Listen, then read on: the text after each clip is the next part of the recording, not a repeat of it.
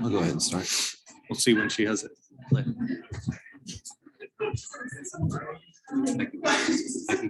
She'll tell us when she's got it. Okay. Okay, everyone, we'll go ahead and get started. Thank you for joining us tonight. I'm going to turn it over to Superintendent Dotson, who will introduce our speakers for tonight. Yes, I want to welcome Brian Hardcastle, our administrator at Cascadia High School, Jody Halterman, our administrator, our principal at Tumwater Virtual Academy, and the staff who have joined us this evening. Thank you all for being here. This is wonderful to see you all here. We have the opportunity to learn a little bit about our school improvement plans at Cascadia High School and Tumwater Virtual Academy and the great work they're doing in alternative learning. We have a couple of board members who are on their way and will be coming in as quickly as they can, trying to get from their place to here. But Brian, I believe, are you starting us off this evening? Super. I'll go ahead and introduce myself for the sake of, I believe we're filming. So my name is Brian Hardcastle. I split time between Cascadia High School and most of my time actually spent at the district office. For the last 2 years, I have been working at Cascadia, and in June, we'll have a transition that will occur. But in the meantime, there you go. I'd like to share a few things that have been going on at Cascadia. All the logos that you see too, by the way, have been generated by Cascadia staff and students and so forth. I'm gonna have to do my best. Elvis here maybe, or turn the other one on. That'd be great. Yeah, let's do that. Last time I did this, well, didn't sound very good. Didn't sound that good. I have this Barry White voice going on right now, so maybe that'll help. Excellent, thank you. So the mission of Cascadia School is to celebrate individual differences, support social emotional growth, and also value student choice. And I want to underline that in the 2 years that I've been there, it's a heavy emphasis on valuing student choice, and that is a focus of our discussions. And I'm greatly appreciative of that. The value of student voice is pervasive throughout Cascadia, and you'll hear more about that as we go further. Learning plans that align with career goals. Obviously, my day job also is being CT director and assist with the high school and beyond plan, and having a goal for every student in our school district as they transition to that 13th year, or that in some cases the 14th year, whatever the case may be. We want to be their advocates. We want to be their beacons of light and hope, and make sure that we do everything that we can for each student in our care.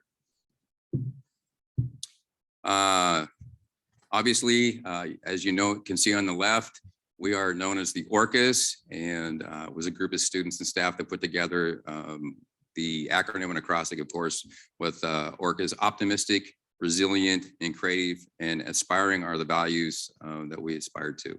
Ooh, I like that one. Cascadia High School staff. We'll just go this way. Leading off is Tim Boy. I will tell you that there's a lot of character in the staff, very wonderful and cohesive staff, and they do have a lot of fun.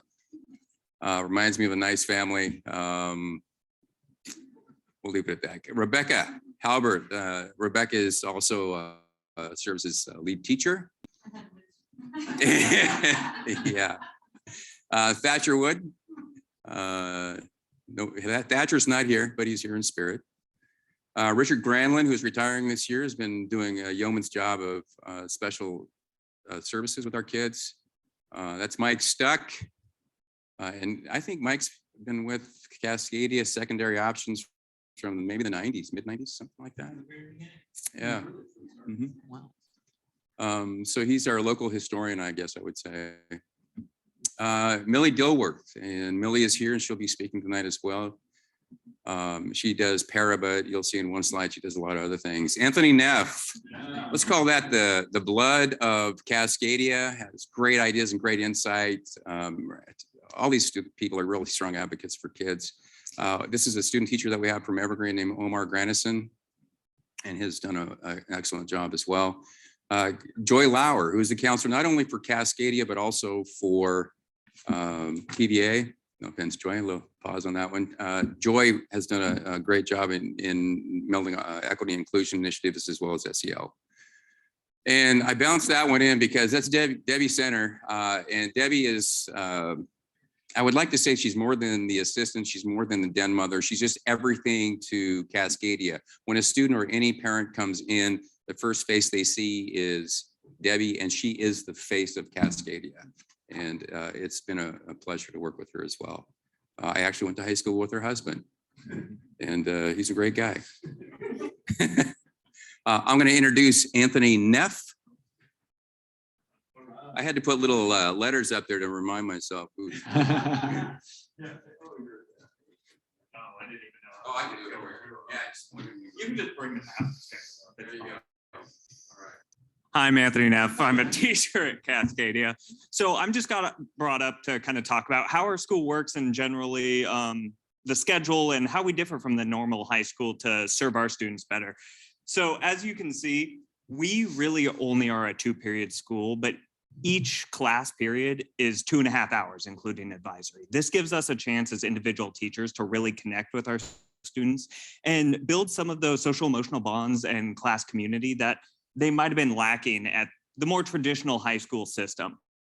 Now, in order to meet the credit needs of those students, as you can see up here, let's just look at mine, for instance.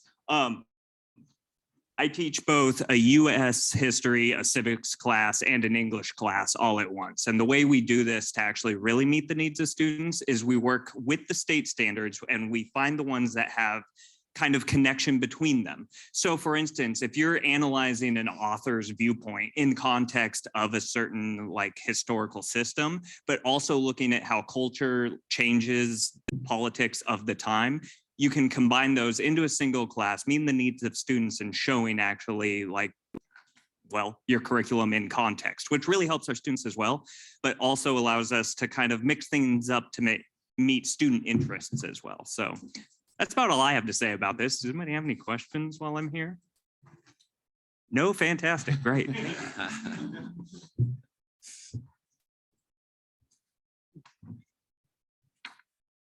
So to share a little bit of the demographics that we have at Cascadia High School, that's in front of you. It's kind of speaks for itself. Obviously, somewhat diverse, predominantly white, but reflective also of what our current percentages are in our district. Male, female, in case someone was interested, predominantly female, 56 to 44%, free and reduced. Somewhat, I think it's pretty close to also what the district is. I also cut over, and then we've got 23% free and 3% reduced. I'm going to bring up Rebecca.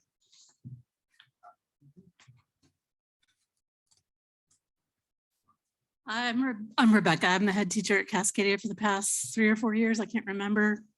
It's all a blur. I've been around here since 2011. And so one thing that we're doing is we are benefiting from a grant that's been offered through the OSSI combo for high schools that have a low grad rate. And this was based on our, I believe, 2017 grad rate data of around 35%, which qualified us for an annual grant from the state. It started out around 20,000 when it's now 38,000. Keeps going up every year. I like to say we're in the 4th year of a 3-year grant cycle. Because of COVID, they extended the cycle an additional year for us to work on our SIP goals. And I forgot what I put on the slide. Yeah, so what we have been trying to do is integrate the money that we're getting from the state with the rules around what we can spend it on and have it used to support our students first and foremost and our SIP goals.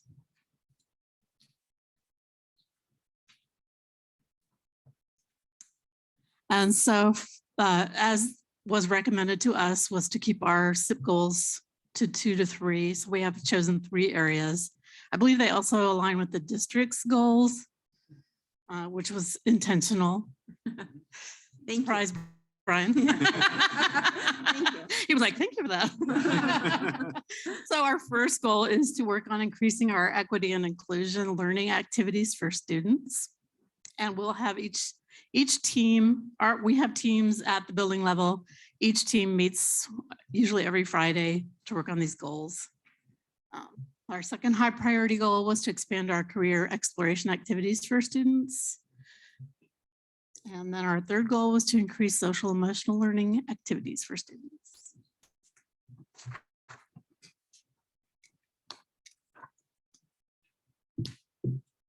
All the buildings in the Tumwater School District participated in the Panorama Equity and Inclusion Survey, and rather than go through all aspects of that survey, which I'm sure you've seen data before, what I want to do is share some of the pieces that came out. And so under cultural awareness and action, what you see as a percent is 60, and then what you see in parentheses is the district as a whole. And so I want to do not necessarily a comparison, but at least show some of the things that highlight Cascadia, and then also we'll target one of our working areas. So 60% how often students learn about, discuss, and confront issues of race, ethnicity, and school culture. And that was our baseline fall data of 21. Diversity and inclusion, 95%. And then sense of belonging, 36%. So we're, even though we noticed that we were at par with what was at the district level, that is a major goal for us as a group. And we took that on and embraced that. To share also about the grant is that we believe that that grant's going to carry over until next year as well. The language that's been coming out of the OSSI group is that we're going to continue with the work that we're doing now, and those goals will be reviewed, adapted, and then reflect our current work. Cascadia info of interest, just a few things regarding that as well. How fairly do adults and students at your school treat people from different races, ethnicities, or cultures? Outstanding data, but it's not 100%. We know that, but that was in the fall of 21. And so everything is a goal for us to improve on.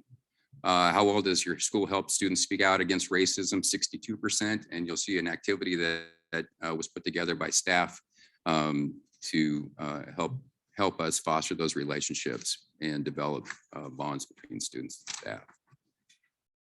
Then overall, how much do you feel like you belong at your school? And that was one section of the sense of belonging, and that's at 56%. But we also keep in mind that we are coming off COVID. We've anticipated that it would be low, but it's really not customary to what we expect at Cascadia. And that was the conversations that occurred during our ACT PLC time. Joy? Good evening. I'm Joy Lauer, and I'm the school counselor for Cascadia and TBA. And I have the pleasure and honor of serving 372 students between the two schools. I'm a new counselor. I'm in my second year. What a great time to be absorbing all this and learning as a counselor. And I love my job and both staff. So just want to open up with that. One of the teams that I'm overseeing with Mike, Millie, and Richard at Cascadia is the equity and inclusion team for our goals. We just started monthly equity and inclusion lessons for our students. Kind of some of it are resources that we've come up with and we will develop, and others we're going to use some of the Jamad Canley material and then add in our own flair for Cascadia.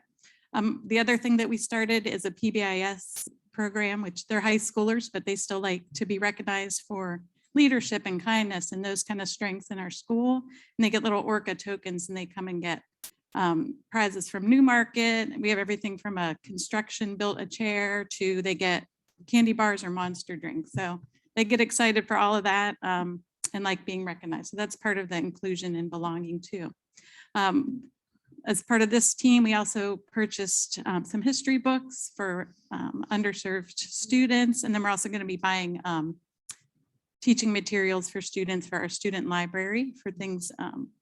And on the right are just resources we've used, the panorama data, and then bouncing off our equity and inclusion training that we get as staff and adapting that for our students. So, thank you.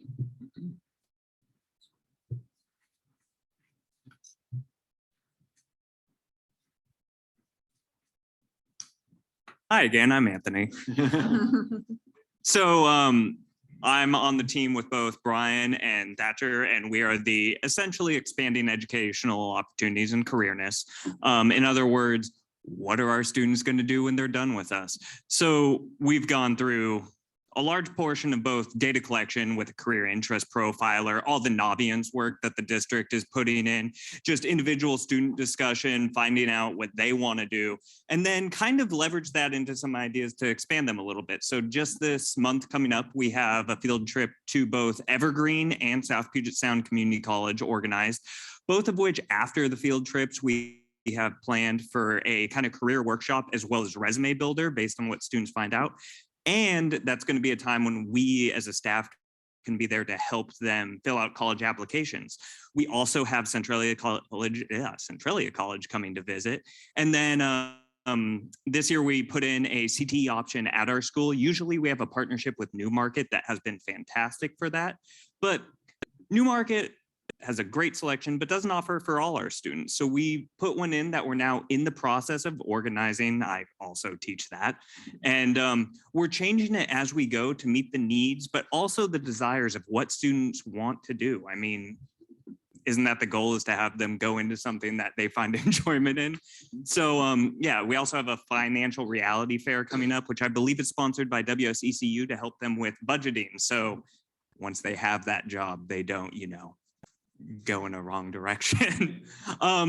So resources, apparently there was some doubling up putting this slide together. So Naviance and Naviance.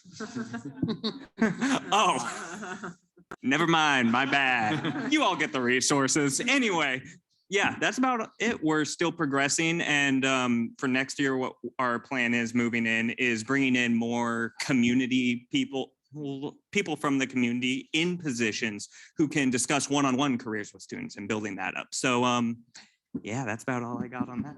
I have a quick question. Sorry. No, all good. Hi. Hi, how are you? Thank fine. you. Thank you for that great energy. And before I ask the question, I just want to apologize for my tardiness. I had a very late work meeting run over, so I'm sorry I was late. I wanted to know, since you are going to SPSCC and Evergreen for site tours, which is amazing, is there going to be any work with the students on learning how to fill out their FAFSA? Because I know they get that at Black Hills or at Tumwater, so there going to be some sort of workshop. So when we are doing the application workshop, we are also going to be doing a FAFSA workshop as well. Good. And on top of that, I know Joy has done FAFSA work for our students, if I'm not mistaken. Mhm. And I myself help students with the FAFSA. I'm also, I guess, alum of both FAFSA SPS expert. and Evergreen. So Perfect. know that system a little bit. But anyway, yes, we offer FAFSA support, absolutely. And a lot of our kids definitely need the help with that one. Perfect. Thank you so much. Anything else before I speed up? Oh, yes. What is the CTE course? So the CTE course originally, we have done a little bit of a change, started as a Microsoft Office and full suite course. Students did work with that quite well, built the skills, but on talking with my students, I guess I can speak personally from this one. This was work that is important and is obviously job applicable in today's market, but for our students' interests was just not meeting it. Like talking to the students, they were like, yes, this is important, but I'm not trying to go just work in an office after this. Like our students especially show a bent towards more artistic heavily. I mean, looking at our Naviance data, our biggest areas are arts and social services, which given our students makes a lot of sense. So what we are doing in now is new media and media production and working with podcasting, radio, and that design. So we've kind of did a switch at the semester change. So I'll tell you right now, I have some background in that, but I have been having to do a lot of reading ahead of students to make sure that they are ready to go. So anything else? Nope, great, thank you. Well, he's a hard act to follow. He's a very high energy level. I've been around a little longer. I just now realized I could read all this off of there like this. So I am Rebecca, head teacher at Cascadia, and I work with Joy, our wonderful counselor, and also Tim, our union rep. We are the social emotional learning team. And some of the things that we've been working on are just trying to provide a way for students to kind of like double dip and get a buy-in to participate in social emotional learning lessons. So we have adopted an overcoming obstacles curriculum that is free and standards aligned. That was recommended to us from OSPI to use. And we are piloting it this year.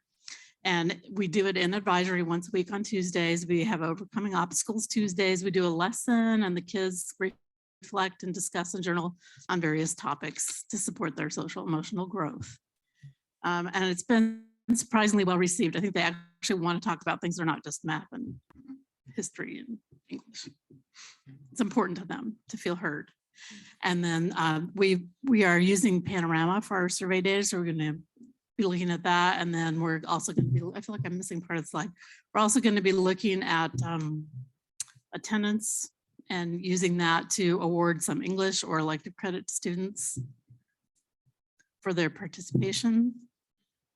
And then other things we're going to do, we haven't quite had time to do it yet, but here it is. Okay.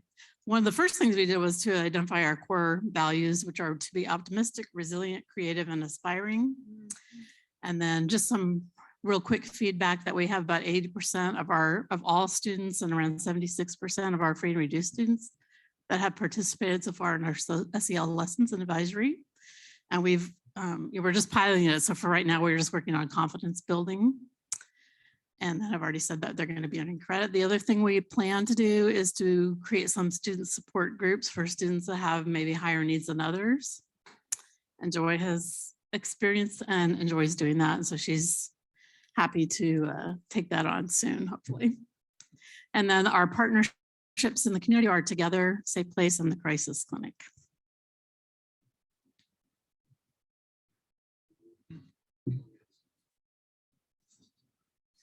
And round two, something that you may not know about alternative learning is that we have what's called SLPs or student learning plans. What a student learning plan is, it's sort of an agreement between us and the student and their family that at the beginning of the year, you're going to get this much credit and these are the classes that you'll take, and each quarter we revise them and add more classes in. Part of the requirement for ALE is that we do a monthly progress report on students so they get more frequent feedback on how they're doing in school.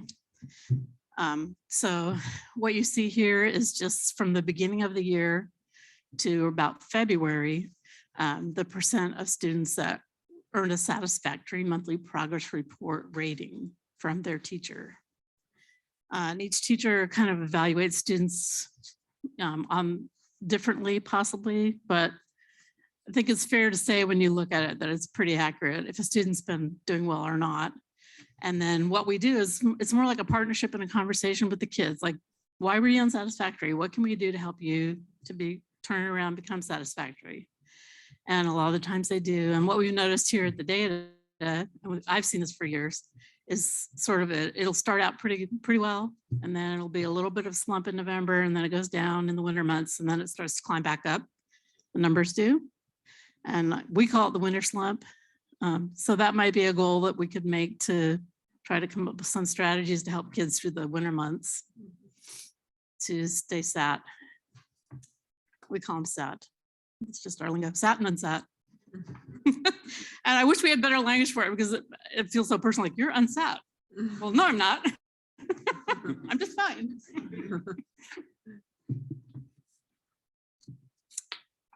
I think I'm talking here too. Okay, so our I see an R.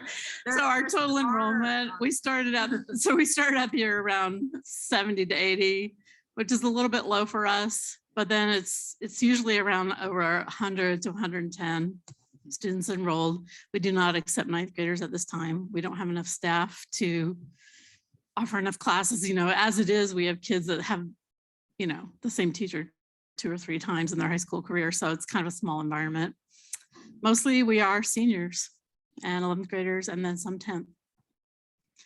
And just a fun fact, we have 74% of our seniors graduating this year, which is very high for us. That's great. What's the normal percentage? The normal, I can't remember normal. You know, maybe around 35% of on time. I would say on time, a little bit higher when you add in second and oftentimes third year seniors. And just this week, I had a kid come back after 2 years when he had to drop out to go work and support his family. One come back and finish. I'm like, let's get you going. We only have 8 weeks. Cool. Oh, let's go. I believe in you.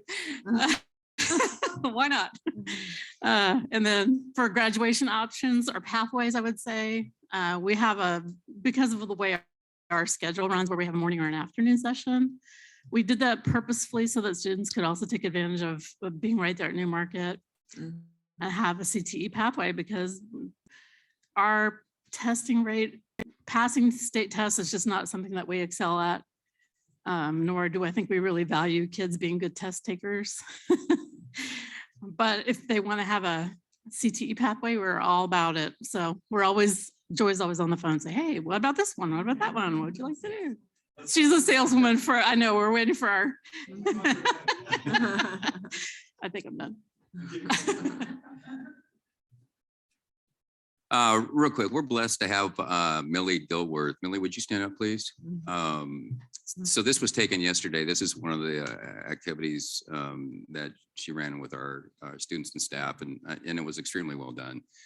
You'll see up there, progressive lenses. Here we go. Discrimination on my left, privilege and bias. And she can speak a little bit more about that later, but I also know that we're pressed for time with TVA. So I want to acknowledge that. Millie starts off as being a health room para. Millie also is a guest teacher. She's Washington Emergency Certified. She got that taken care of this year to help us out. Millie also is the staff representative for ASB. She co-leads the equity and inclusion team. She's also a TOPA substitute for us. What I'm trying to say is that she is the invaluable, versatile player that everybody wants in their team, that can just get in there and make it happen. And I credit a lot of the success to Millie as well. So I'm very, very indebted for that. Also, yeah, I forgot, she helps Links with McKinney-Vento support. Oh yeah, Link support. I got that backwards. Millie, would you come up for a second?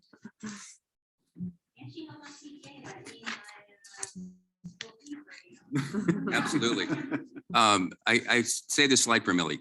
Yeah, as you can see, I kind of jump all over Cascadia, working here and there. A lot of my passion lies within, probably stand closer, but I think I have a pretty good objective voice. I'm just very passionate about keeping a very good environment and safe environment in our school for our students. And obviously we want that to be based on what the students feel they need and supports they need, especially because of our diverse population. So first I kind of want to discuss, we're coming out of a pandemic. We have a new building. A lot of us are new to this building, as well as Cascadia students or previously secondary options who might be returning. So it's a new space, it's kind of all new, and with all the guidances and changes, I've seen a lot of acceptance from all of our staff and students around choices and decisions that have been made, especially recently with the mask mandate. Everyone is comfortable with each other, and that goes for students as well. I've seen no issues, which is awesome because I hear about it being the health room COVID para. And so it makes my job easier. I have some notes, I want to touch on some points, don't want to forget those. I'm just really happy that everyone feels safe in our building. And, I do wish we would have had some people this morning, because if I tell you, when you walk in, you feel welcomed, you feel comfortable. And that's something I can tell you, but it's something you also have to experience to really understand it now. And so our culture there, everyone's accepted, everyone's welcomed in it. We like to get to know you and your identities and support you, which is really great for an alternative learning environment. We are trying to look at the individual needs and supports that we can give to those students. I mean, I've got a lot of support as a staff member too, so it's really great. And coming out of this pandemic, students were isolated for so long, weren't able to socialize. It really changes you, and it's been detrimental to a lot of the students' mental health and just learning how to be a person out in public or in a new space. And we're trying to find ways to create that space for students to be able to socialize safely and feel comfortable doing that. And so obviously with our target goals, a lot of what we do is helping with that. But also I have started up, students started up in ASD. I'm the coordinator for that. And they've been putting on a lot of events that have given students opportunities to socialize, get to know each other, and build community. They started doing recreation days, which included a game room, a movie room, like a socialization room. We did some art one of the days, and during those weeks, we do Spirit Week, which is really awesome. Wish I got in the photo up there because it was so cool. We did a character day. So we had Rebecca, you know, Barbie, you know, I went in as a character from a little children's show. And then we had a big blow up SpongeBob. Wasn't, you know, blown up the whole day because I was really fasting. But we got a photo. So maybe we'll have to send that. Yeah. You know, we're having clubs that are starting to happen. We're pushing for that. And yeah, then I know Brian mentioned briefly about the equity and inclusion activity we did this week, which was really awesome. I gave space for students to kind of, you know, be able to express what they know, where they're at, safely and freely, and be able to like, there's a lot of different ideas and opinions on there, but everyone felt safe to do so from the feedback I got from students. And that's part of our equity and inclusion target goal, just kind of raising that awareness and growth. Thank you. I know TVA is anxiously waiting, so I'm just going to transition to them. Appreciate it.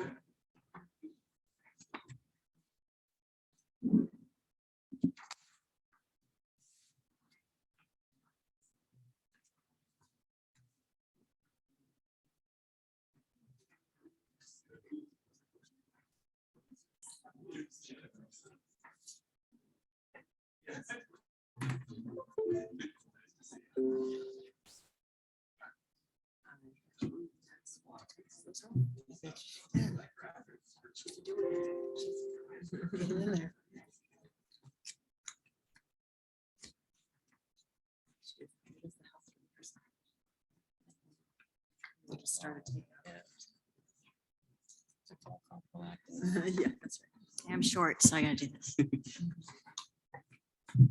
Okay, thank you for having us tonight. My name is Jody Haltman. I'm the principal of Tumwater Virtual Academy, and really excited to be here to share our school with you and what we've done this year. It's been pretty amazing how far TVA has gone in the last 2 years. So we are really looking forward, and my staff is here, majority of them actually. And so let's start. Okay, this one, yes. So the first question is, what is TVA? There's a lot of misconceptions about what our school is, what we do there, what our teachers do. Our teachers do not hang out at home all day doing their laundry while they're teaching. They are on it. They are meeting one-on-one. They are teaching classes. They are looking at curriculum.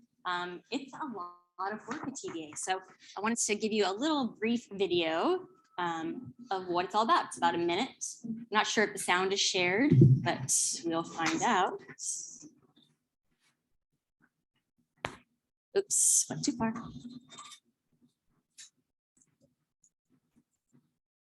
So this video was put together their first year with a few of our teachers and some students. And so you'll hear from students what they like about TVA, as well as a learning coach. Learning coaches are the parents or adults at home that are helping our students.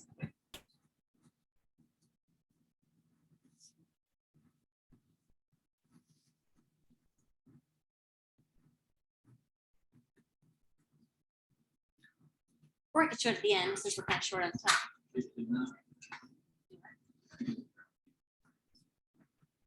Browse YouTube. It is on YouTube.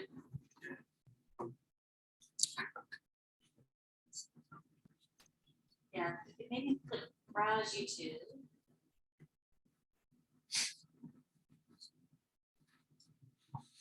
It's funny, for an online school, we usually have technical difficulties.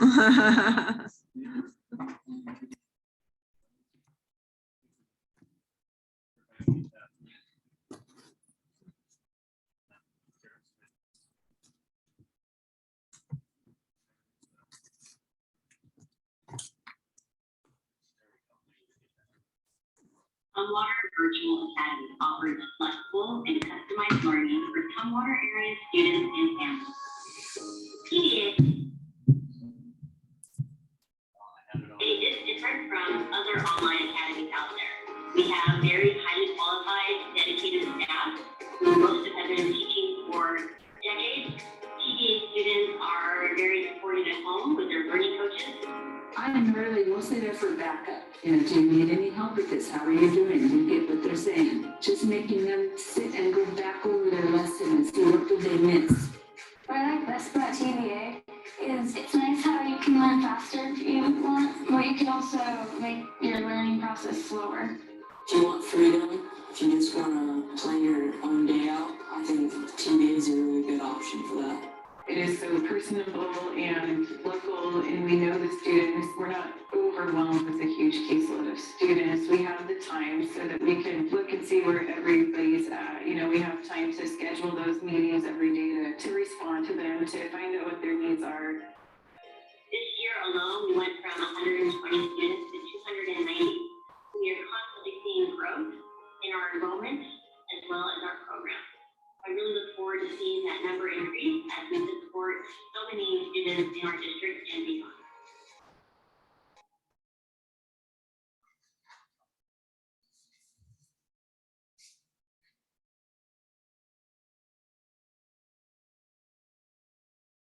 Good morning. Welcome to the 2021-2022 You don't want school to year. hear ads. My name is Sharon Bachman. I'm your principal here at TVA. Decided to go on to the next Staff, video. teachers, and I are so excited that you joined our school. At least I'm wearing a different outfit. That was my. I can't make sure I'm wearing something different. Okay. So our mission statement. Our staff is very dedicated and they are passionate about TVA. We believe that TVA offers a safe, caring, flexible, and connected, unique learning model. Students of all backgrounds and strengths utilize our virtual platform and partner with their learning coach at home and their local teachers to have a more individualized learning experience, balanced with outdoor and experimental learning opportunities. It's all about connection at our school. And when you hear of online schooling, that's not the first thing that comes up in your mind, but we've worked super hard this year and our staff has done an amazing job incorporating that into like the backbone of our program. Yeah, let's get that one. Where am I pointing? There we go. Okay, so who is TVA? So let's talk a little bit about our school structure. We do serve K through 12. We will continue that as well next year. We have 13 teachers this year with us, including 2 special education teachers. The way that our program works is we have our certified teachers, our students, our learning coaches, which are our adults at home that are helping our students, the OLS, which is our online learning system. We're currently using K-12. We really incorporate the offline learning because we don't want students on a computer for 8 hours a day, as well as our online classrooms and meets. So there's a lot of different components that go into the online program and they work really well together. As far as our students, we currently have about 265 students. It's pretty even between males and females. At our K-5, we have about 109 students, and then 6 to 12, 156. Usually we see those numbers switch. We usually have more elementary at the online, but we're really seeing that increase, especially at the middle school with our numbers. 43% of our students are on free and reduced lunch, which I think is the highest number in the district. Almost 20% of our students have IEPs, which is also a fairly high number compared to about the 10% that you'll see at the comprehensive schools. As far as race and ethnicity, we follow the district pretty closely. We do have a higher Hispanic Latinx population at about 23%, but the rest pretty much follow the district.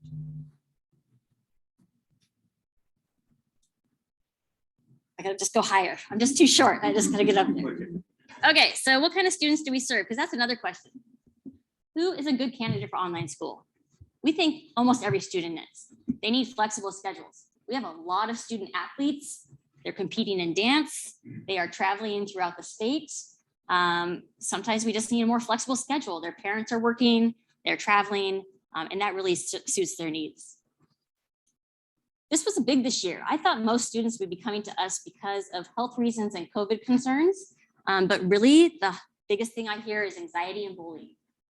They want to eliminate those distractions so they can focus on school. And we have a lot of students in that category. Students can work in an accelerated pace. We have students that are currently doing compressed math classes where they can do 2 years of math in 1 year. So we have some 6th graders that will complete 6th and 7th grade math.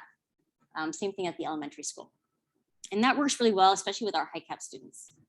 Once they finish a program, we can just put them into something new. They don't need to wait for the rest of the class to get there as well. Most of our students have some sort of health issue or concern. So they're able to be at home in a safer environment, and not just COVID concerns. We have a lot of other health issues. Some students are just independent, goal-oriented workers. They just want to get through it. They want to be on their own. They want to plan their day, and that works well for them as well. And they need less distractions. But I think the biggest thing that people don't see without being in our school is the one-on-one help. Our teachers spend most of their time working with students one-on-one. They are open all hours. They work weird hours, and they are there for students. So if a student needs to meet at 6 p.m., they're going to do it. And they offer that. We set up weekly meetings. I'm going to meet with you once a week until you're back where you need to be. And that is the biggest compliment of what I hear from families is that one-on-one help, the ability to reach out to teachers and have that immediate response. It's pretty amazing.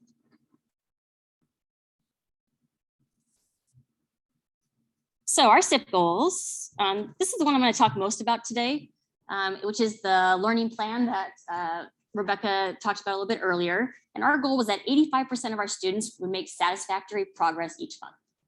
And I thought that's a pretty high one. Let's see if we can do it, right?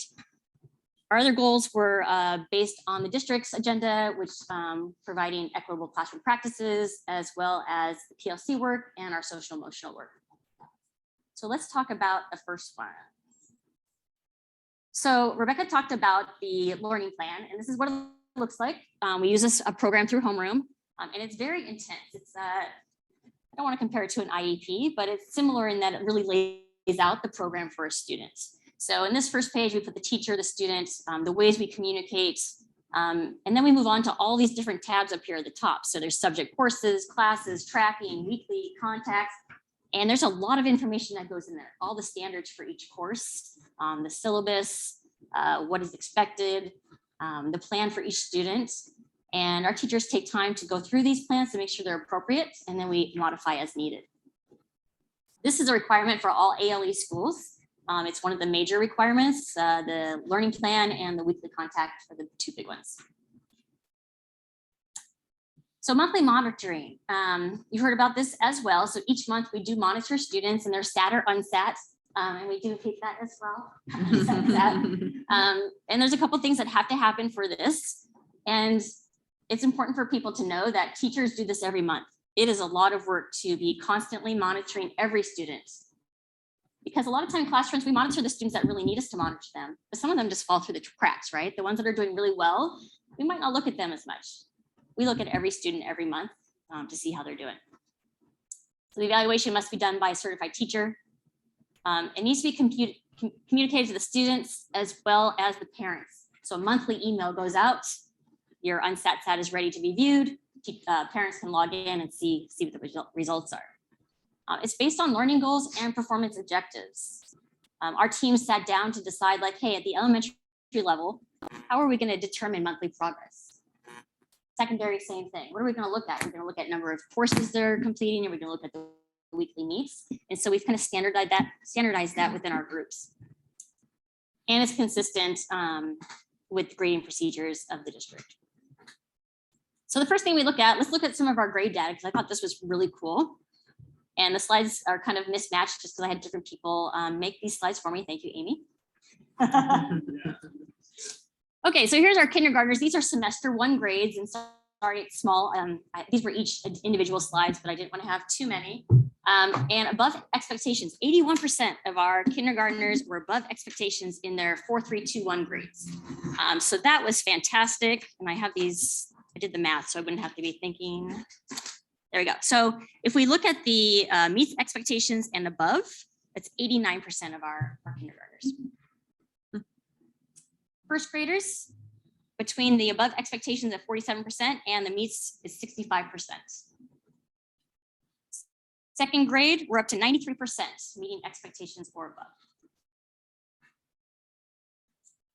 Third grade, so there's the actual and the expected. So we've got 80% in third grade meeting those two requirements.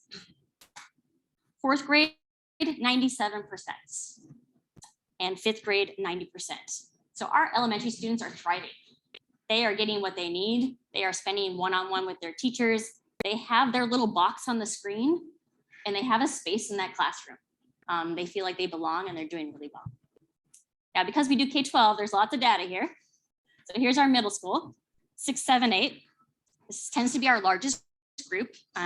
So sixth grade, looking at grades, 86% of our students pass their semester 1 grades in the sixth grade, 75% for seventh grade, and then 76% for eighth grade. Sixth grade is an interesting group of kids. I think it's our largest group. And when I go into Zooms, they're all there. It's like 30 kids and they turn on their cameras for me and it's great. I love it. So our middle school program is doing really well. And the 2 teachers that moved into those positions from last year are doing a fantastic job. Then we've got high school. Our high school kids are doing fantastic. Freshmen have a passing rate of 78%, sophomores 91%, 84% for juniors, and 85% for seniors. So our students they're getting there. They are being successful. We're helping them when they're not. So grades are one thing we look at, especially at the secondary when we're doing SAT or unsat. How many classes are they failing? If they're failing 2, we're gonna have an intervention plan for them. So overall, and this was our goal, to get 85%, I think, if I remember back to that slide. If I look at first semester, and we took out September because everyone was satisfactory in September, we got 87%. And so really proud of that data.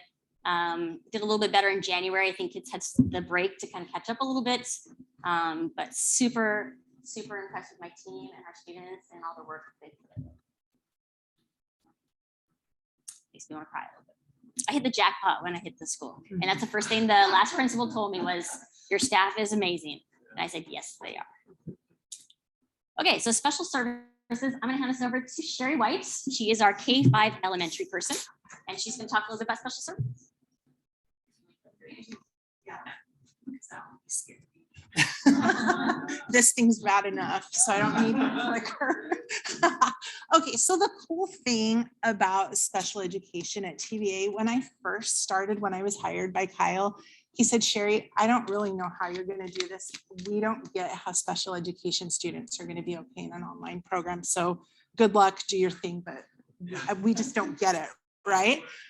But the cool thing is that we found that the kids thrive. The students with IEPs are doing so much better than they were doing in the brick and mortar schools. And there are a lot of reasons. So one of them is that a cool thing that we discovered is that they don't miss out on their general education time.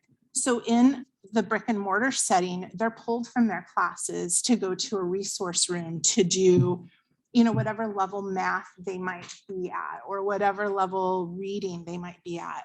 But with us, we make sure to work together as a team so that my Zoom meets are scheduled first, and then the general ed teachers schedule around mine so that the kids are getting everything that their gen ed peers are getting, and then getting my stuff as additional instruction. So what the parents love is that they're not doing worksheets. They are learning the math that their fourth grade peers are learning.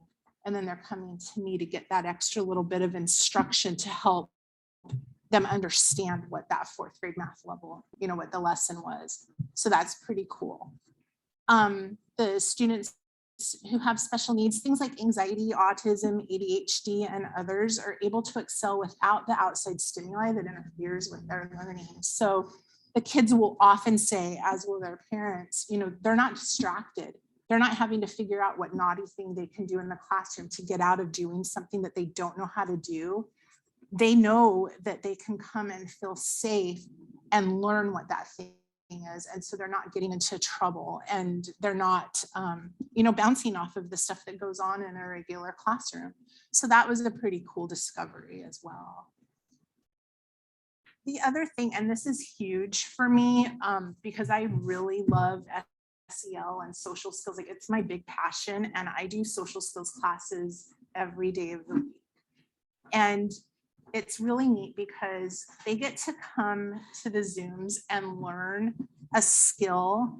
And sometimes it's a skill that their parent will email me about an hour in advance. They'll be like, hey, he's underneath the bed screaming, like, I don't know what to do. He had a meltdown because I said no. And then I can work with that and change up what my lesson was going to be and have it be about that. And pretty soon, and the kids under the bed, right? It's okay. We're on Zoom. It's no big deal. Eventually he comes out. It's all right. It's all good. And pretty soon he's laughing and everybody's having a great time.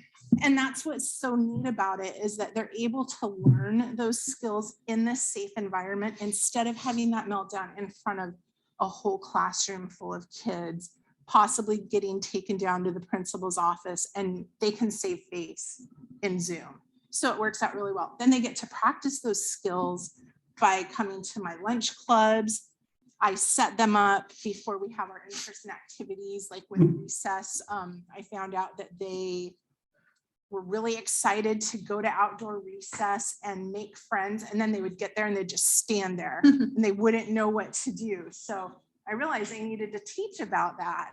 So I taught how to do that. And then I set up like a little challenge to where they needed to go up to one other student that they saw there in the park that was part of our group, of course, and play with them or invite them to do something together for at least 15 minutes. And then together they both had to come to me and report out on how it went. And then they get a prize from the prize bag.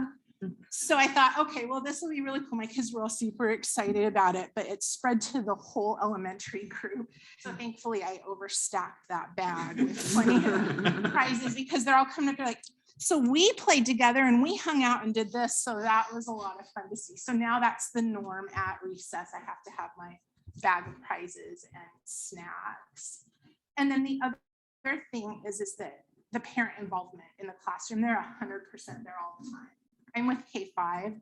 Sometimes the little ones are on their parents' lap, which can be a little intimidating. When I first thought about it, I was like, oh my gosh, I'm going to have parents in my classroom every single minute. But it's so amazing because we're a team.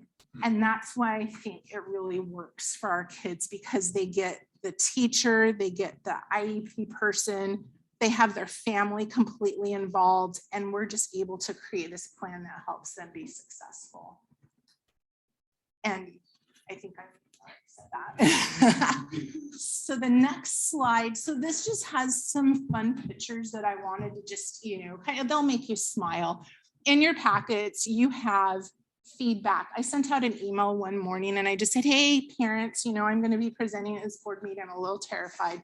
Why don't you send me some things that you think really work for you and your students with TVA? And by noon, I had paragraphs and I was like, oh my gosh, like I can't put this in one slide. So Jody suggested that we print them and put them in your packet. So you have the full script in there. But just to give you a little idea of the cool things that we're able to do that can't happen in person. You see up in the corner, there's a little stuffed dragon with some books. That's Didgeridoo.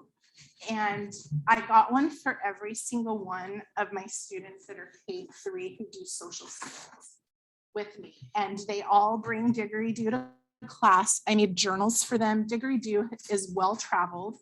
That dragon has gone on lots and lots of trips, and the girl right underneath that picture who's holding her dragon, that was right after she got out of the hospital because she had such a huge anxiety attack that she ended up in the hospital on IVs, and she tried to be brave so that she could teach Didgeridoo how to handle being in the hospital and go through hard things. So that was really cool.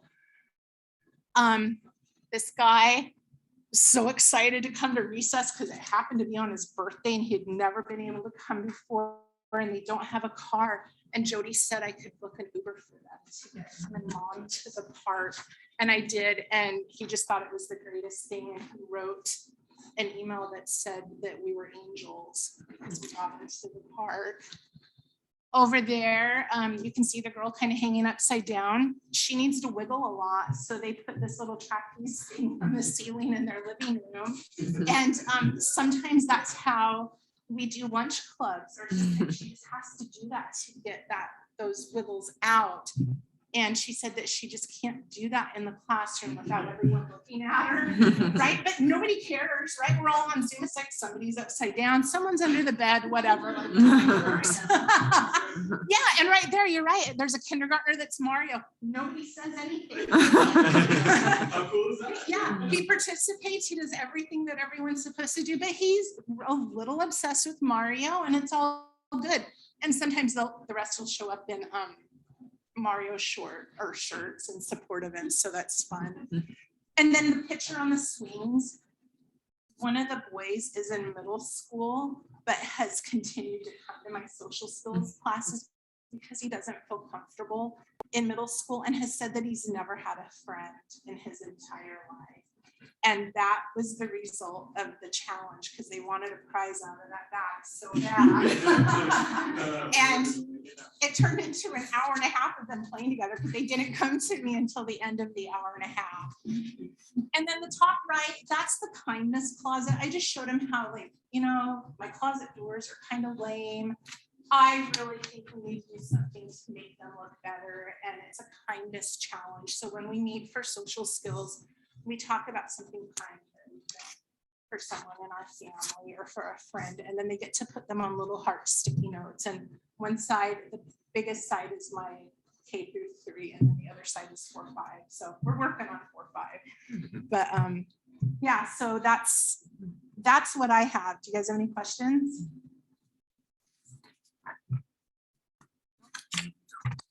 I know that we have limited time, but Amy Openkarn is going to come talk about some of the things we've been doing this year to build connections. Please. Hi, I'm Amy Openkarn. I'm the secondary science teacher for TVA. And I'd like to tell you guys that one of the things that we really decided early on in our first year was that we didn't just want to be just an online school. We wanted to build connections. When our first marketing thing came out and they took off the word connections, I cried because it was such a big part of who we are. We've done a lot of work in actually incorporating these connections, and it really does make us unique and makes us stand out compared to all the other online programs that are out there. So, you know, of course, we have those, the weekly meets at the secondary level, where we meet with our students on the screen. We have advisories that we meet with our students, but we also do other things outside of that. We have get together kind of events. So we do weekly. There's a lunch bunch at the middle school level where they meet at a park and they play. As you heard Sherry talking about, they have recess at the elementary level. At the secondary level, we've been doing hikes monthly. We've had art nights, both virtual and in person. We've had STEAM nights where they made crystal snowflakes, and that was fun. That was a lot of fun. We've had art walks. We've had, I'm looking up there to see what else. We've had so much, and it really has been our goal. We're going to make these connections with these families, but we're going to allow these kids to make connections with each other too. So not only are they seeing themselves from the safety of their own home, or at the secondary level, safety of their own home, not really seeing themselves, but typing to each other because they don't really like to have their screens on. But then they get outside of that and they meet each other in person, and they start to form those relationships and build those connections even further. What's also unique about us is because we're in the home of the students, the families are part of our community. They're an integrated part of our community. So, you know, like Sherry was saying, there was one time I was teaching science and one of my kids turned on their microphone and I made a joke and the mom thought it was hilarious. And I was like, yes, I'm funny. But it's one of those things where it's nice because you know that the parents are there. you know the parents appreciate what you're doing because they can hear everything you're saying, right? And they can see what the students are saying. It does keep you on your toes, but it's that part of having the whole family involved in it. We do have one family that's pretty big, and all of the kids get on. I have one of the kids in my freshman class, and he'll get on and his little brother will get on, and they'll talk back and forth with all the other kids that are in there. So it really does take the whole family, and it doesn't distract from the learning environment. It only makes it more connected for everybody else involved because they have siblings themselves, or they have nieces or nephews or cousins that they have in that household. The other thing that we do is we ask the families, I mean, what a rich opportunity to involve more expertise and bring these families within our own learning community. Our elementary class has a field trip that's coming up where they're going to go to one of the families' farms, and the student that lives on the farm is going to be the leader in showing the other students about his farm. He's going to be the leader in that community and building that understanding around the farm. We've had other events where we've taken kids out in different learning environments, but we're really trying to engage the whole family, not just a student in front of a screen. The next thing that we decided to do was just this year, we started our outdoor learning education. This is something that Governor Inslee was really kind of put forward as a goal for us. And we just kind of went, you know what, we don't have to pay for buses. Let's do it. So we did. If we go to the next slide, I mean, it really is. We don't have to pay for buses. It's all a matter of you can get your kids here. That's great. Let's do it. So we've done several different outdoor learning opportunities. We started off with water quality testing. We are assigned an area on the Deschutes River where I took some students down. We actually tested 5 different data points. We had, again, full families that were there. Even some much younger kids actually helped out, which was really great. This picture up in the top there was a family of 4. The youngest one, I think, was 7 years old, and they were doing chemistry titration, which is, if you've never done chemistry titration, it's a bear, and they did great. We didn't get to come back for the second test because the people we were working with, that's when the COVID spike happened. So, but that's the only thing we missed out on due to COVID was just that one thing. We went and saw the salmon spawning. That was huge. There were a lot of families that joined us for that one. It was a great spawning event as well. There was a large number of salmon. We took the kids to another river, and I gathered up some little water bugs. Those are your benthic macroinvertebrates. We showed them how to identify the different macroinvertebrates on there. And I mean, who doesn't like water bugs? I mean, they had their fingers in there. We got to see some, I don't know, some larva eat the head off of a worm. It was great. I'm a nerd, okay? I did say I'm the science teacher. So the next thing we're doing is we're taking a full day field trip to one of the marinas, and then we're gonna go from there to the beach. We've got 6 different stations set up. One of them is a bingo event where the kids are gonna go gather crabs, and they're going to identify the males and the female crabs, whether or not the females are pregnant. There's competition to who can find the smallest crab. But it's a lot more than that. We're also taking the kids on Prairie Appreciation Day, where they can go out and actually observe the prairies, which are only open for a few days out of the year. So we've gotten these kids out from behind that screen, connected them to their environment, to their families, to the community, to each other. And it's been really successful the times that we've been able to get out. So our future plans for building connections, because we're not going to stop there. I mean, why if it's so good? We're going to offer those field experiences across all grade levels. Right now, since I'm secondary, we kind of focused on secondary. We're like, okay, we're going to do one a month, but we're going to do it across all grade levels. That water quality testing that I showed you, we're going to take that to the Student Green Congress. We're going to apply for a grant that just got approved, the outdoor education grant, to afford more funding so we can even expand the outdoor learning education even further. And then also incorporate history, because we're going to get a history teacher, and more STEAM resources that are local to our area that might not necessarily be outdoor learning, but more like taking the kids to University of Washington for math day, or to the Science Dome to look at, you know, all the nerdy stuff is where I'm going with that. But we are excited and passionate about getting these kids connected with everything we possibly can. Thank you. We do have some changes for next year. Multi-district application, very exciting. So a multi-district application means that instead of having a 10% cap on our out-of-district residents students, we can have as many as we want. So we're starting to look at how we're going to market that, which areas. We're going to mainly focus on ESC 113 and kind of expand from there. And so that is all in progress. That was super exciting to get that approval.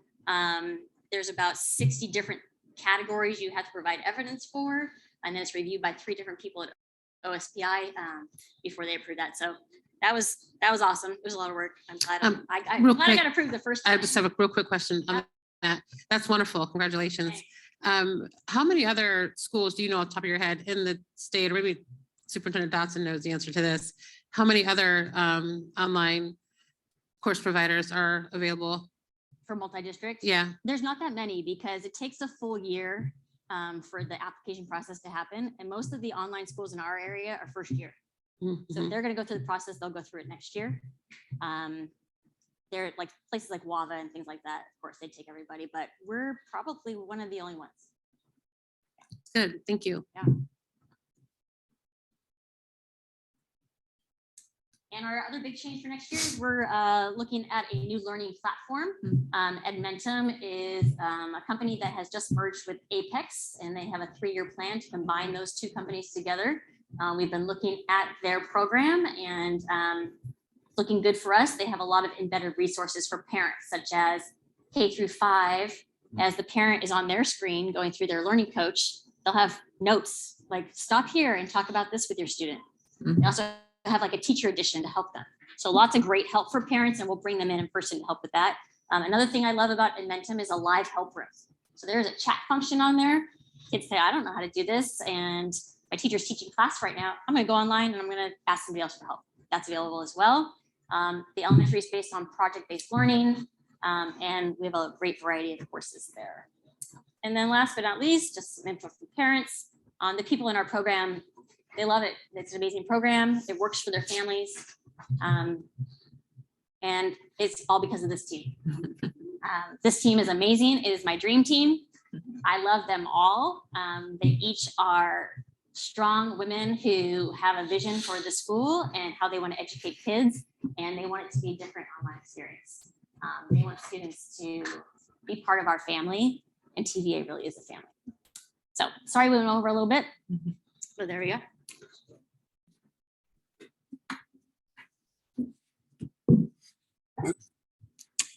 Any questions or comments from the board?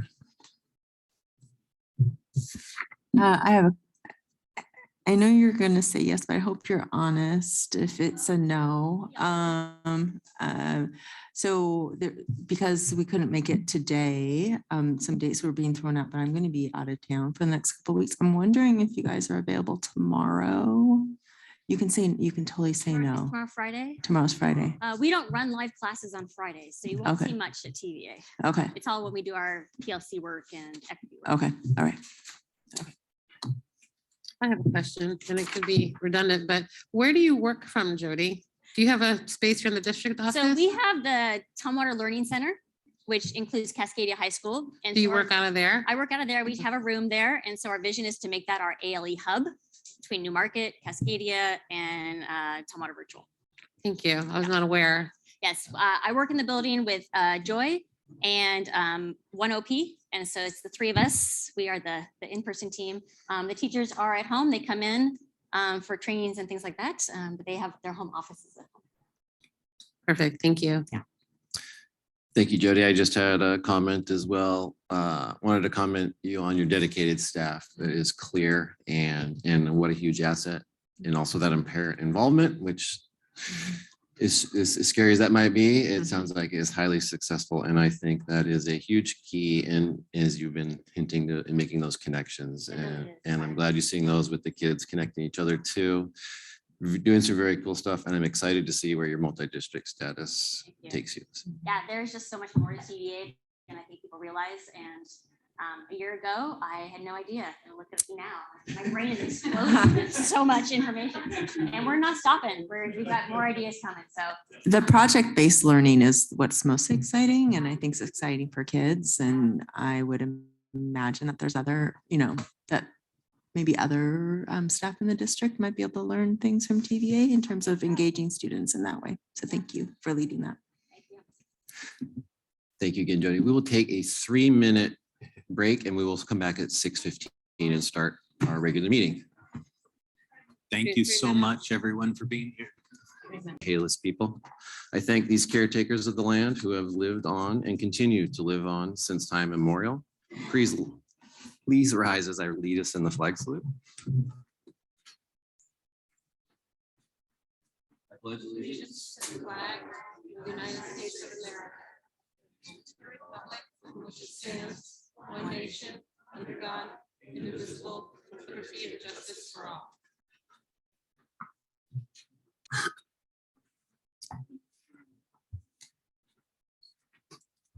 Thank you, everyone. Before we begin, I would like to remind members of the public that if you wish to address the board during public comment portion of the meeting, you will need to email your name and topic to Becky Parsons at becky.parsons@tumwater.k12.wa.us.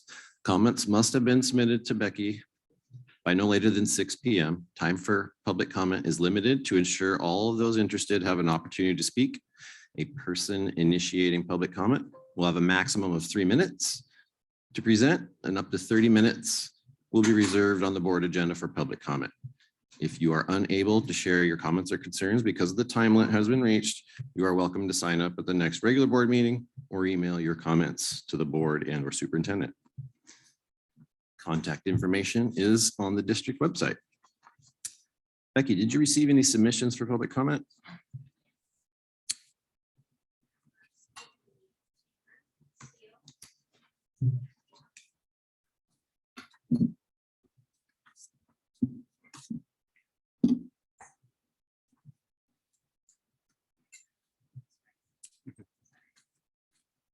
Hello.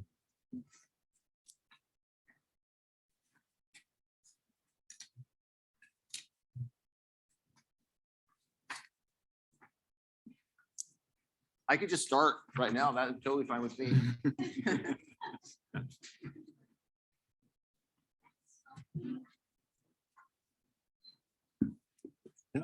Oh, you're done.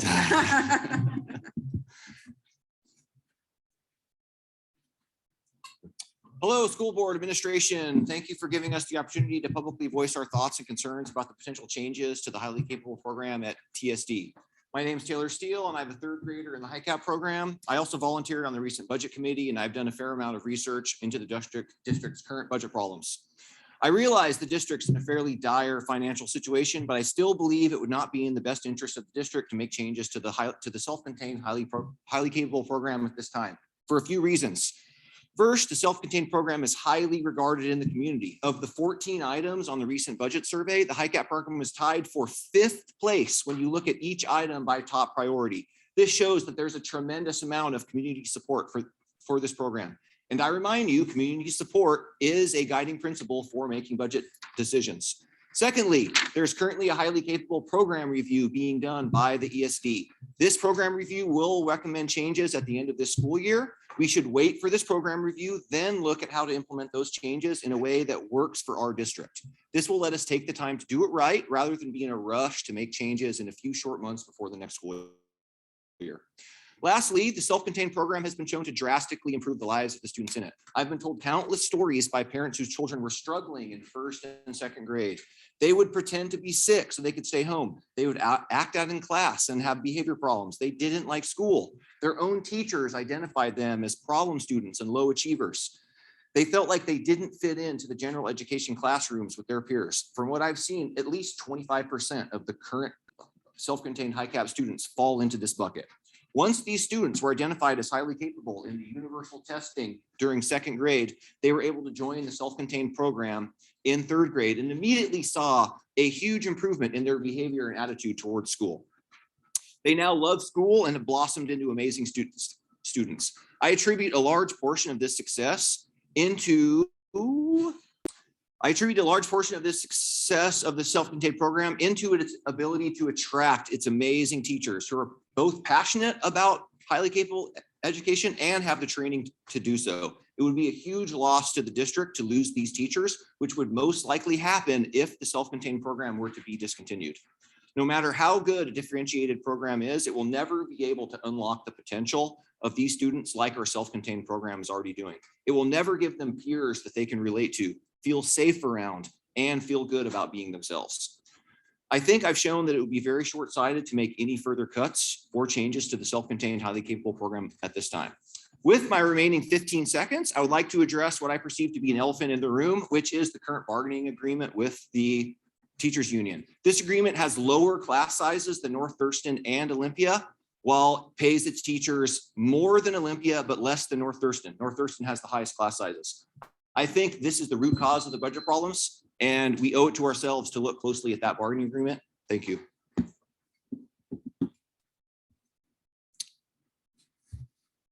Thank you, Becky. Is there another public comment? 7 more. Oh, 7. Oh, sorry. Zoe Steele, she is a student with the HiCap program. She will have 3 minutes.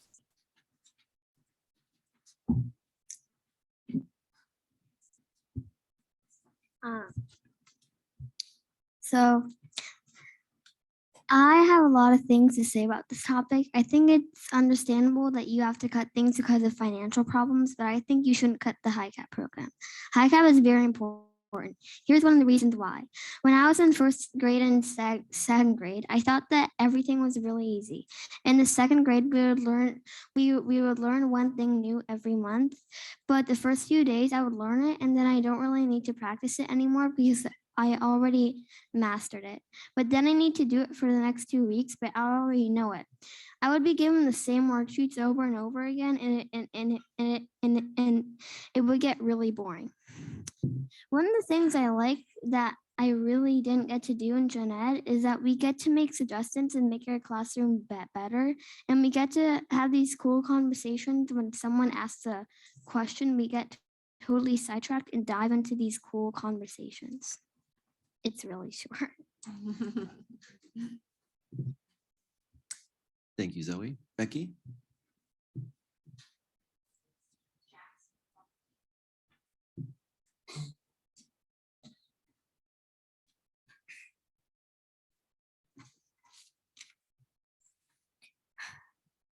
I like HiCap more because one, it's not like in first and second grade where I could just take a nap and get 100% on my tests and quizzes. But in HiCap, I actually have to watch and listen because it's more challenging than gen ed. And in HiCap, I can work at my own pace without having to wait for anyone. Plus, we do more big projects, so it's not like you do a short project for like 5 minutes, then you have nothing to do for the rest of the day. We still do small projects, but it takes longer than 5 minutes. But this is just for ELA and math. Now for math and science. ELA and social studies. Now for math and science. So in math, we do some big projects, mostly small. In science, it's kind of the same way, but it's still harder than in first and second grade where I'm actually learning stuff. We have two teachers who are better at different types of teaching styles. One who's better at ELA and social studies, and one who is better at math and science. I like HiCap more because I'm not bored all the time because a teacher doesn't have to explain something to the class 18 times. Plus, it's a lot easier to make friends because most of them like what I like and they're smart and not asking me for the answers all the time. Then also we do these really fun things in our other classes, like we do board game nights and other stuff like that.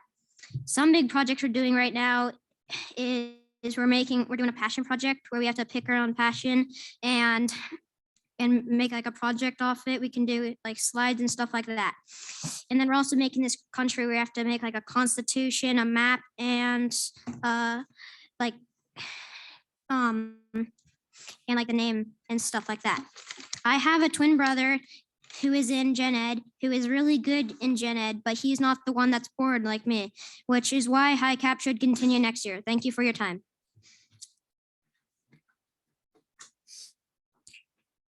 Thank you, Jackson. Becky, next. Casey, what grade was Jackson in? Third. Third. So who was that, the name? Benjamin.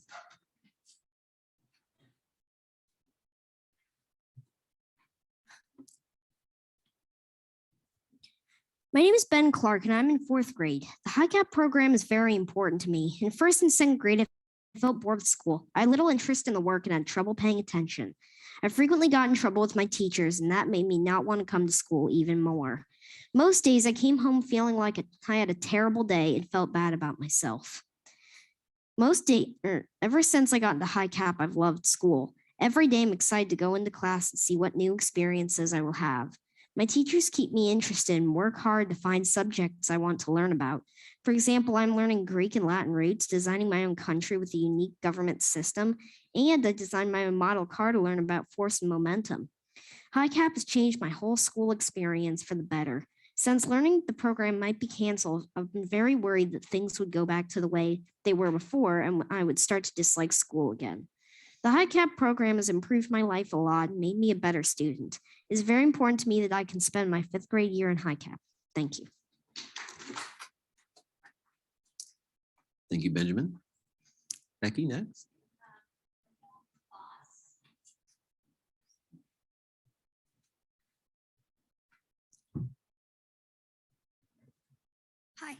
Hi, my name is Rael.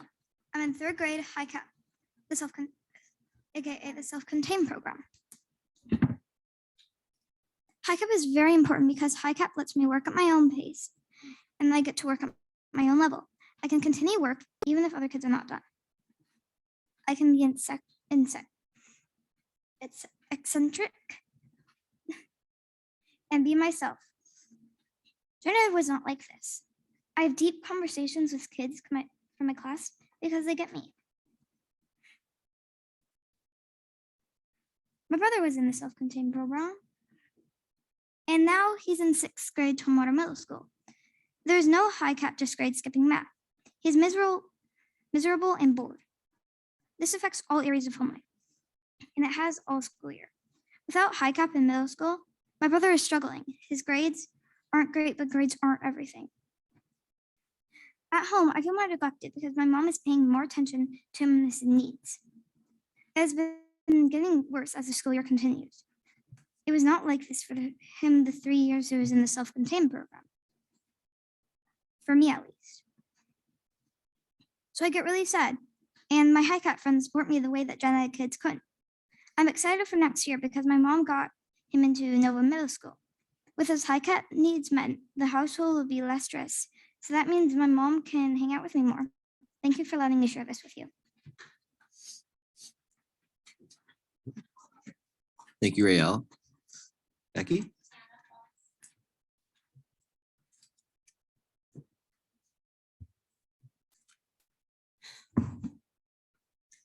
Hi. Previously, I addressed the success of the self-contained High Cap program. Now I'd like to address middle school High Cap. There are many preconceived notions regarding on what it means to be High Cap, such as elitism. Truly gifted kids actually have documented different brain function. I've learned. There are many resources that explain how their brains are functionally different. And that how typical school model of vertical learning will not work and must be altered to adaptive learning. I do not believe many people truly understand this. And then per this book, which is Gifted Kids Today's Classroom, this was actually written for teachers. Up to 30% of High Cap students have some other learning disability, such as ADHD, Asperger's, savant, high functioning dyslexia, and they're usually not identified because of their giftedness. Statistically, most High Cap students have increased problems with emotional development.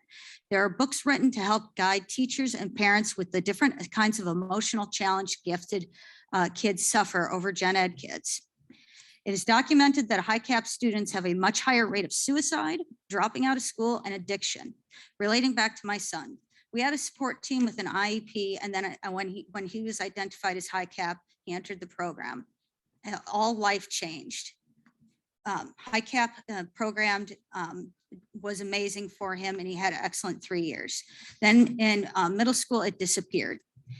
He has grade skipping math, yet is not keeping his focus.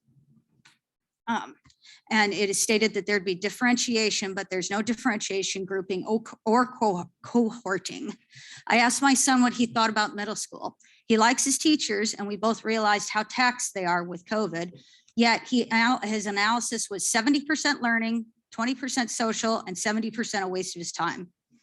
He is neuro non-typical and highly gifted, thus twice exceptional. Not having an education system that meets his needs is affecting his entire life, his sleeping, performance in activities, sports, eating, and his sensory system. As the books predict, his classwork is slipping.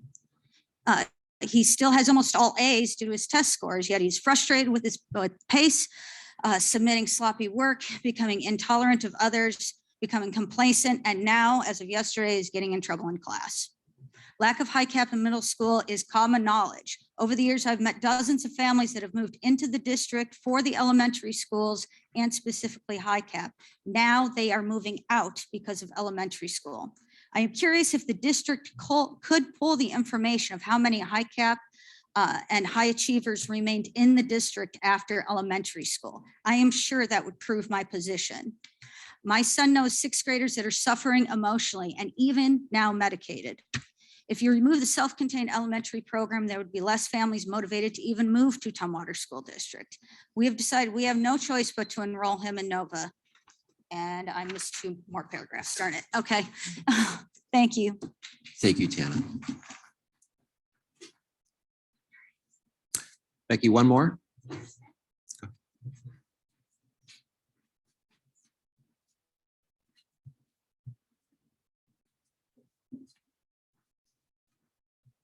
Hi, I'm Peter Smith, father of Parker Smith, who is currently in the highly capable self-contained program. By the way, Parker and his family are strong advocates for the program and have great concerns about the district's ability to implement an alternative. And with that, I'd like to speak to the program being cut potentially, which I interpret as not only being about budget and cost cutting for the district, as there was a note in the budget documents about it being equity related as well. Also noted that the savings were estimated at 0 to 200K, which means there could be no cost savings to cutting the program. Regarding equity, as we all know, equity is a very politically charged word, and rightly so, as it's extremely important. However, while extremely important, it's not always clear on what it means and how it should be implemented. And in the case of our community's high cap program, in Washington State, the decision on how it is implemented is supposed to be done locally, which ideally should focus on local factors such as students, parents, and local community input and data. Obviously, national politics and agendas should not be the sole influence driving decisions in regard to our highly capable programs.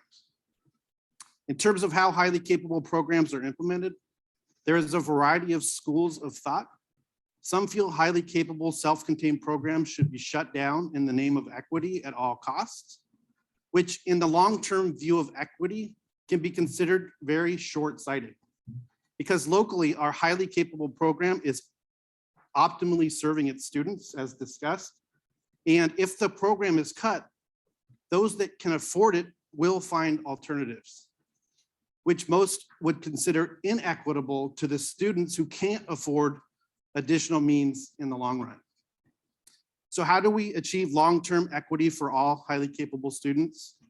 If we step outside our own biases on how we solve for equity and how highly capable students are best served, and put ourselves in the shoes of the student, regardless of their income, skin color, or if they can find transportation to the program, there is also a school of thought that the most equitable program for all highly capable students is one that is free and available to everyone without bias or prejudice, and optimally serves the students that test into the program, which we strongly feel is the current self-contained model.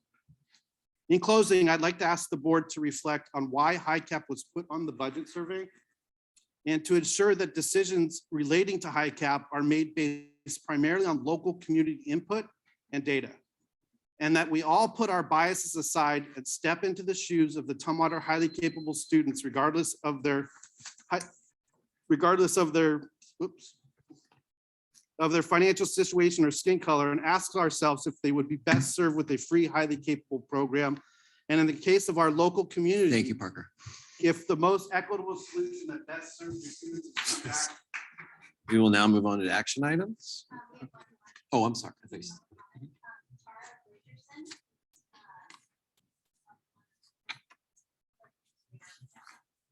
Thank you, Becky. Thank you for allowing me to address you this evening. My comments tonight are regarding the proposed plan for administrator reductions. I was told on Monday by Superintendent Dotson that my position is being eliminated because the budget survey indicated that the number of administrators should be reduced at the district office. The proposal shows that he is suggesting that the assistant director in special education and my position be cut. At the same time, 2 new administrator level positions are being created in student learning. This does not decrease the number of administrators at the district office. The superintendent has also said that I would have a job next year, but he didn't know what it would be. If I am the only administrator in the entire district being displaced and there are going to be 2 jobs in student learning, why would I not be offered one of these first? I should mention too, the person occupying the other position that's being eliminated here at the district office has already accepted a new role with the Olympia School District. I was also told that my position didn't appear on organization charts in some of the other districts that the superintendent looked at, and he commented that he has seen things done differently elsewhere. When I asked him specifically which districts, I was not given an answer. I also told him that I have talked to the comparison districts that were identified by our Human Resources Department to find out how they were structured for the work we do in our data shops. It is not by cutting people. So my question is, how will all of the work, including the highly capable program, be done when the data and assessment office is dismantled? Superintendent Dotson has suggested that student learning administrators will take on assessment, but that is maybe 20% of my overall role. Assuming that the 2 new positions take on 100% of my work, then why is it necessary to create 2 positions to do what 1 person is already doing? I believe that there's too much at stake on behalf of the students and families who depend upon our data systems for everything from grades to lunch accounts to health plans to eliminate the skills and expertise associated with this position. I humbly ask the board to table its decision tonight until the next meeting and provide an opportunity to learn about all of the associated impacts of this proposed plan. Please set aside this action item until May 12th. I appreciate your consideration. Thank you, Tara. Becky, is that all, Becky? Thank you. We will now move on to action items. Superintendent Dotson will present on the recommended approval of the plan of reduction and reorganization of administrators for 22-23. Do we want to give a moment, just if people want to leave, you can, if you have stuff to get onto. So we won't take offense to it. Not you, Tim. I was looking right over there at those little cuties. That's what I was looking at.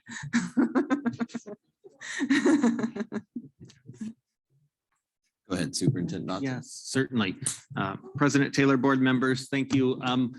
You have in front of you 2 items that we'll talk about tonight. The first one is the plan for reduction and reorganization of administration. And what we're doing here is this is following up policy 5281, which is the reduction in force for certificated and classified administrators policy that you passed in March. And that policy, it says in the event that program reductions, reorganization, or other factors will result in a reduction in the number of administrator positions in the district, then the superintendent will submit a plan for reduction or reorganization of administration for approval by the board of directors. So that's what you have in your packet is that plan. And so it's been thoughtfully developed, seeking to meet the best interests of the district. And in developing that, just taking you through, there have been discussions with principals and district leaders to gather input on the process.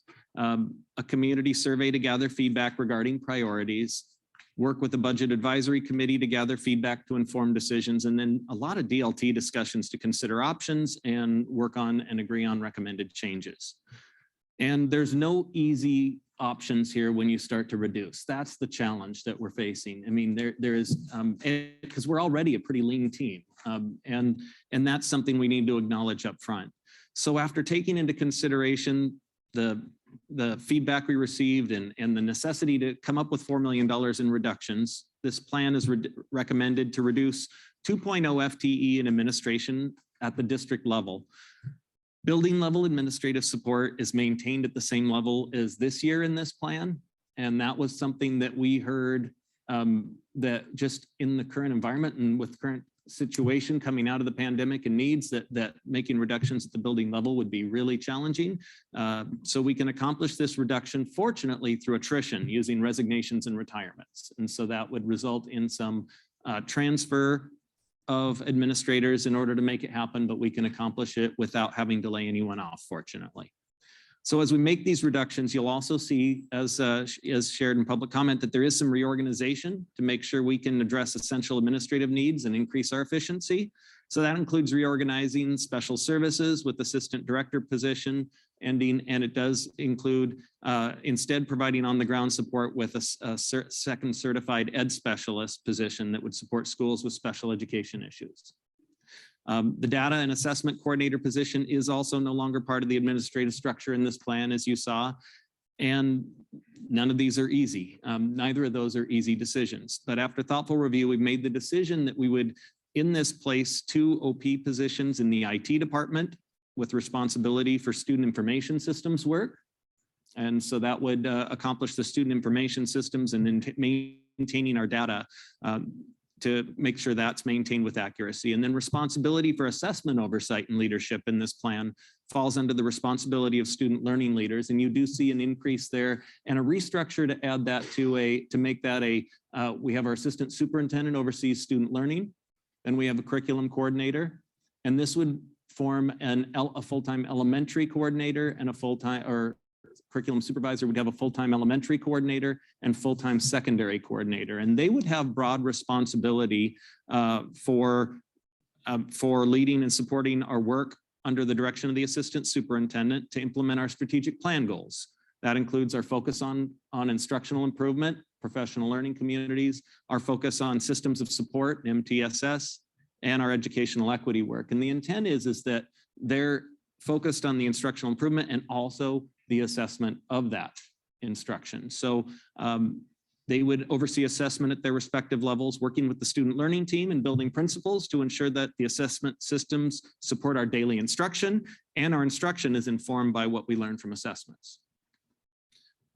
If the board approves this plan per policy 5281, then superintendent's charged with determining which existing administrators are placed in remaining administrative positions. And so just to kind of speak to process, in doing so, the policy actually lays out factors considered, which would be qualifications, training, and experience relevant to the positions available, documented current and past work performance and conduct, length of service in the state of Washington, length of service in the district, and then other reasonable and legally appropriate considerations that support our strategic priorities, goals, or the best interests of the district. So my plan would be to work with DLT to make those decisions as a team to figure out how to place people in the positions that remain. The good news is there's enough positions for everyone in the team. With our attrition, it allows us to identify who fits best in each position.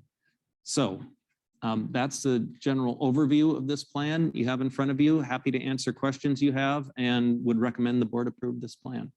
So, any questions for Superintendent Dotson? I have a question. So what you just described, so that means you're not going to, this other half time for the secondary coordinator and elementary coordinator, you're not going to open those for people to apply? What did you just describe to me? Right. So when you have this reorganization, is it because it's we're actually reducing FTE, we have to fit everyone within. So per this policy, once the board approves that, it's not up, it is reassignment of staff Got to the it. existing Okay. roles. So it doesn't necessarily open them. We would have to go through a process at DLT is taking a look at, based upon those factors I just described, who fits best in each of those roles. In many cases, in some cases, it's clear, like if a principal's in a school, we're not displacing that principal. But then as we look at other roles where there's multiple people whose positions may be impacted by this. Assistant Director of Sports Services was brought up, the Data and Assessment Coordinator, and our current halftime coordinators who are also in halftime assistant principal positions. There's a restructuring here, there as well. So it's identifying who fits best in each of those positions that are created in this structure. So we focus first on what is the structure with this number of people that we believe can best meet our needs. And now we would come back and identify who best fits into each of those roles. Thank you. Any other questions for Superintendent Dotson? All right, we will move into a vote. All those in favor of passing the plan for reduction or reorganization of administrators for administration for 22-23, say aye. Aye. All those opposed? The motion is passed. The resolution is passed. Now Superintendent Dotson will present on recommended approval of the resolution 07-21-22 certified staffing reduction for the 22-23 school year. Yes, so President Taylor and board members, this one falls under Board Policy 5280.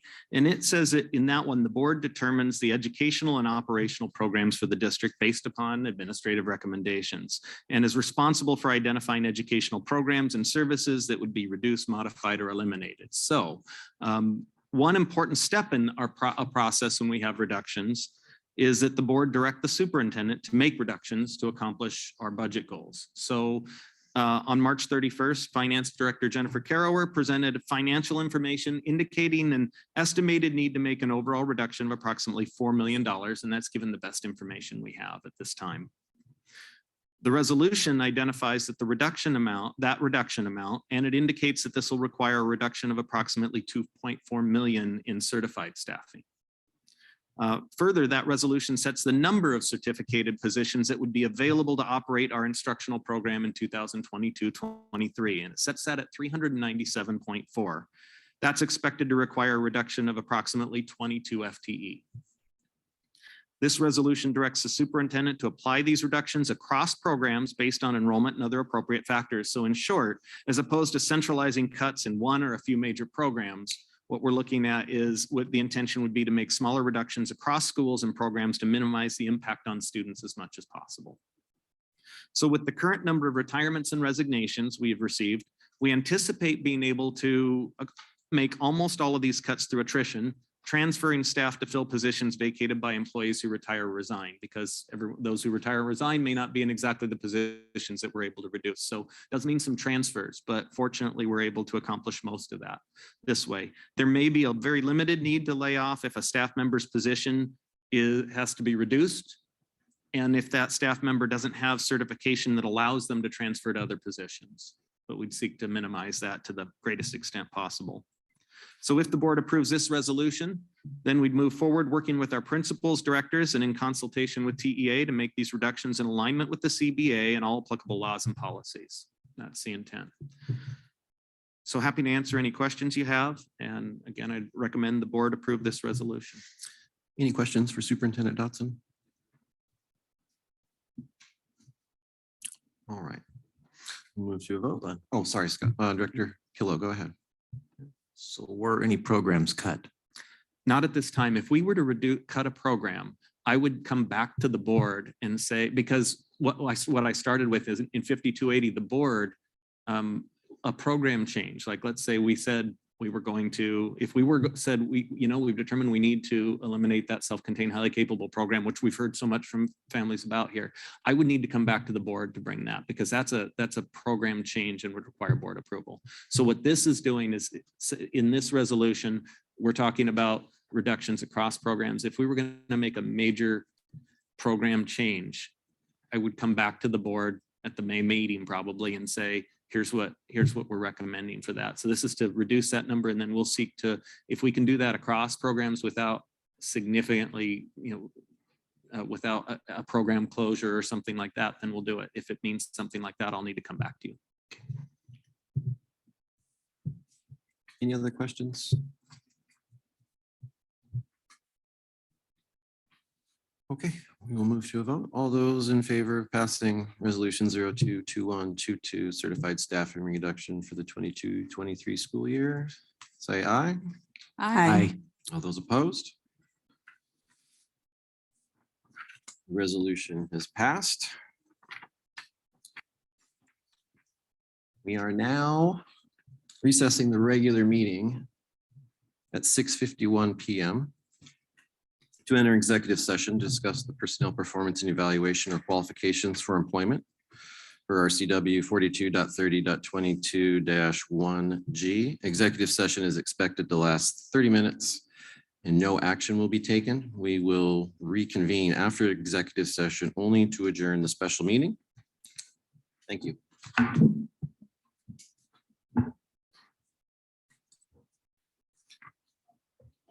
Thank you.